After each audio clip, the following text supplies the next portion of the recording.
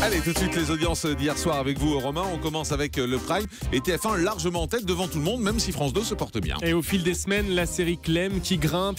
C'est encore mieux que la semaine dernière pour la série de la Une. Pratiquement 6 300 000 téléspectateurs et 25,1%. C'est pratiquement 100 000 téléspectateurs de plus que la semaine dernière. La deuxième place, elle est pour France 2 avec une nouvelle soirée de la série Rizzoli and Ice. 4 400 000 sur la soirée, 16,4% avec un premier épisode pratiquement à 4 600 000. La troisième place, elle est pour M6. Nouvel épisode de l'émission culinaire Top Chef avec les candidats qui devaient cuisiner un plat à base de sole hier. Eh bien, M6 est comme un poisson dans l'eau puisque c'est à peu de choses près le même score que pour la semaine dernière. Les fidèles qui sont là, et bien là chaque semaine. 3 millions pratiquement 100 000 personnes et 13,5%. Et au pied du podium, on retrouve France 3. France 3 qui misait sur un documentaire de Gérard Miller qui était consacré à un autre Gérard. C'était Gérard Depardieu, l'homme dont le père ne parlait pas, pour revenir donc sur la personnalité de l'acteur assez controversé. Moins de 2 millions de téléspectateurs pour la 3 hier et 7,3%. Peut-être un acteur pas forcément fédérateur et c'est la raison pour laquelle il était un peu clivant et que tout le monde n'était pas devant France 3 hier. Notez qu'Arte dépasse largement le million de téléspectateurs avec le film Le Dahlia Noir.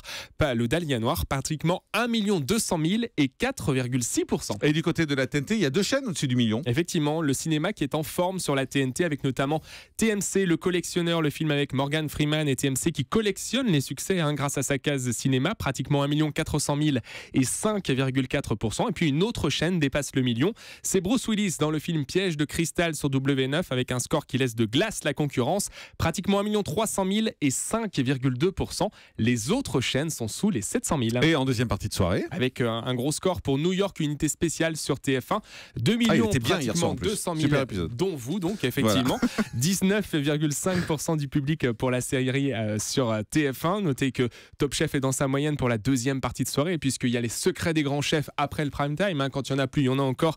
On risque parfois l'indigestion jusqu'à minuit. 1 100 000 et 13,5%. Et puis sur France 2, il y avait un nouveau numéro de Mots croisés, le magazine politique de la 2 qui n'a pas spécialement croisé la route des téléspectateurs.